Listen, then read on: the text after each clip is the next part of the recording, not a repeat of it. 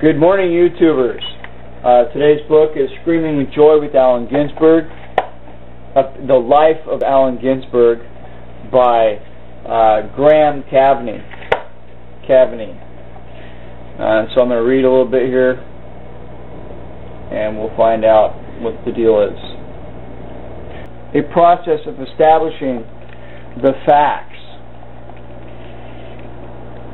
By examining the fictions that sustain them, it is within this framework, the binary of Europe and America, that I wish to introduce another set of oppositions. During the course of researching the life and work of Allen Ginsberg, it became clear that he raises yet another conversation between Europe and America. The confrontation between the biographer and the autobiographer. In his classic novel of the 1880s, Portrait of a Lady, Henry James dramatizes an exchange that can be seen to encapsulate the divergent ways in which Americans and Europeans characterize their notions of self. The following takes place between the duplicitous yet stately Madame Merle and the naive but spirited heroine Isabel Archer.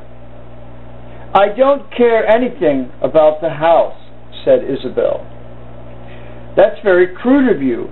When you've lived as long as I, you'll see that every human being has his shell, and that you must take the shell into account. By the shell, I mean the whole envelope of circumstances. There's no such thing as an isolated man or woman. We're each of us made up of some cluster of appurtenances. What shall we call our self? Where does it begin? Where does it end? It overflows into everything that belongs to us. And then it flows back again. I know a large part of myself is in the clothes I choose to wear. I've a great respect for things, one's self, for other people. It is one's expression of one's self and one's house, one's furniture, one's garments, the books one reads, the company one keeps. These things are all expressive." Isabel's reply could well be inscribed as Ginsberg's tombstone.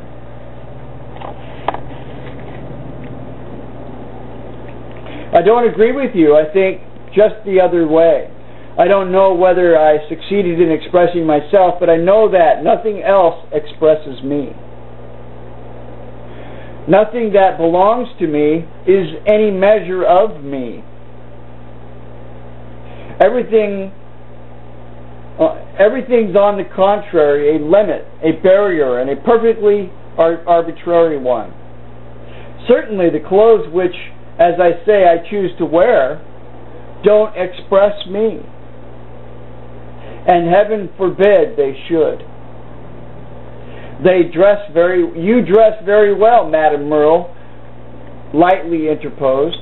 "Possibly, but I don't care to be judged by that. My clothes express the dressmaker, but they don't express me. To begin with, it's not my own choice that I wear them. They're imposed upon me by society." "Should you prefer to go without them?" Madame Merle inquired in a tone which virtually terminated the discussion. The point being, of course, that this does not terminate the discussion, for Ginsberg's answer, like so many American selves, is a resounding yes, being naked, whether as metaphor or occasionally in this performances, is a testament to America's sanctity of the self. Clearly, the genre in which the self is most fittingly celebrated is that of autobiography, and for Ginsberg's own work to be rescued from charges of self-absorption and confessional verse. He must first be located within a tradition that is as old as America itself, a tradition wherein Americans wrote using their experience not as private memoir, but as public declaration. Ginsberg is a poet who denounces the world around him by placing his naked ego at the center of it. An accuser who was complicit with his own charges in placing his queer shoulder to America's wheel. He forces us to consider the queerness of the wheel itself.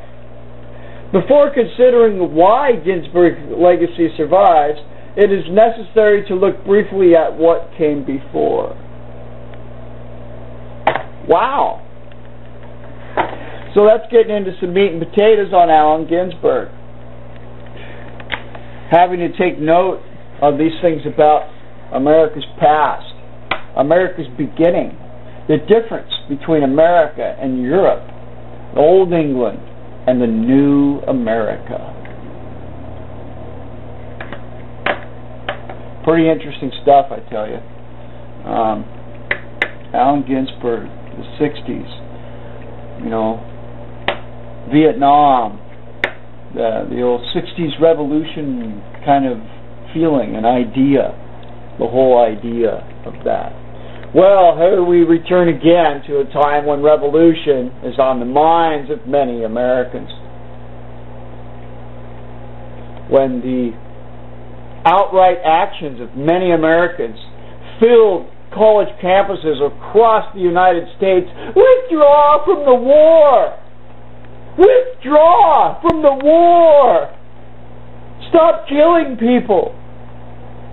That was the cry across many college campuses in the 60s. The sexual revolution, hippies, all those kinds of things. We have returned to a similar time, but this time it was the awakening of the American people that the matrix existed. That things like 9/11 might be a sham. That bank bailouts are a sign that something is amiss.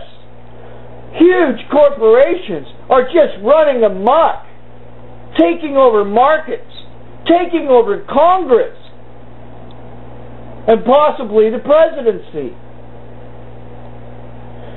wreaking havoc across the globe, conquering countries. These are corporations. These aren't countries. These are corporations with so much blind, lustful power that they destroy innocence. But then again, who is innocent? Oh, don't mind me. Don't mind me. Just turn on your fucking television again and go back to fucking sleep.